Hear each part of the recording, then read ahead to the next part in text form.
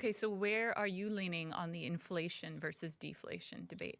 So I'm a contrarian, so I'm in the minority. So I'll put that straight out. Most people will say that tariffs are very inflationary, and it kind of makes sense. Like if we buy products and all of a sudden there's a 25% tariff on it, that's going to be passed on and prices are going to go up.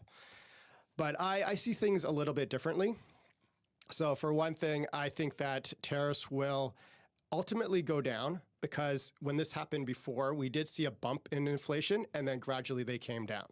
And another thing about it is we look at what causes inflation and we look at CPI reports, which is the Consumer Price Index. And we just had that and it came out at like 3-something%. And that people were pointing to that and saying, well, this was pre-tariffs because it's always backwards looking. And if it was 3%, and then when the tariffs come on, it's only going to go higher. So that means inflation is going to go higher. And that means that's bad for the bond market, which means it's bad for people getting mortgages because mortgage rates could be going higher.